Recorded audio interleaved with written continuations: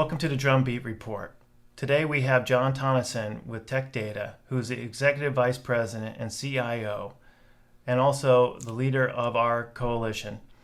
He's here today to talk to us about the Florida Competitive Workforce Act. Thank you, John, for being here today. Afternoon. Why is the Florida Competitive Workforce Act so important to Tech Data, and what is it that the company is doing to ensure that it's passed here in Florida? I think in terms of getting it passed, our commitment is to the coalition, and we think that the organization puts us in a strong position to have the message heard and delivered effectively. The importance to us is a combination of a moral commitment to equal treatment and equality for our employees and their families that we've held since founding 41 years ago. At a more tactical, commercial level, we are a huge technology business. We're Florida's second largest public company, and all of our business is about technology and the very leading technology brands that you know and love in your home and car and in the workplace. Our operations are in 25 countries. Our customers are in 100 countries, and our vendor partners are West Coast and global. And each of those constituents, from our global employees to our global customers to our vendor partners, are all highly diverse in their ethnicity and their religions, their belief systems, their backgrounds, their languages, and their cultures. And as such, cultural intelligence and wisdom and diversity in our workforce is a vitally important thing. And being able to attract those with the best talents, with the best cultural intelligence experience, maybe from other parts of the world, to Florida is vital. The Workforce Act is an important way of signaling that Florida is a destination for that kind of talent. And I know Tech Data is a $28 billion company, and there isn't going to be a tech corridor in Florida without Tech Data. And I know that there's challenges, and that's why we call it a competitive workforce, of actually attracting talent here to Florida. Can you just mention about your efforts to attract that talent, how you're competing with California, and how we're doing with keeping talent when they graduate from our Florida universities? Yeah, it's a very real issue. Florida has negative unemployment in technology, and we lose a great deal of the talented graduation talent out of the colleges, and to a great degree, that is because other states have an established reputation and a brand themselves of innovation, of investment, of digital transformation, and fundamentally openness and lifestyle that is very appealing.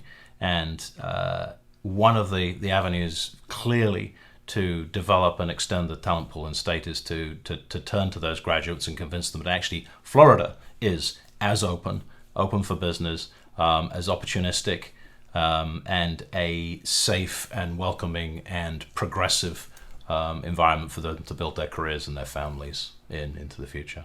And we're talking about essentially the brand that is Florida and how it's perceived across the nation, across the globe. You're a global company, and you understand those aspects. But we're not only just talking about employees or talented employees, but also when they bring their families here for a potential job with Tech Data or our other partners. What are they considering when they make the decision when they have a job offer? No, that's entirely accurate, because as a company ourselves, we've had the protections and then the equality standards for an age, and our founder was tremendously forward-thinking in leadership in setting that up. The broader issue is the families. The broader issue is an employer is considering us as a destination of choice.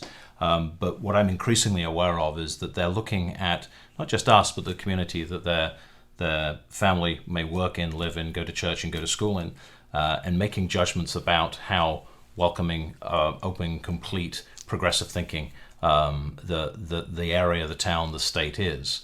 And it is that ancillary point, really. It is the family point. It is the once you leave our workplace point that we're passionate about and committed to with the Competitive Workforce Act. That's the pay dirt of being able to signal out of Florida a degree of progressiveness and openness for all institutions and all places that the family may land.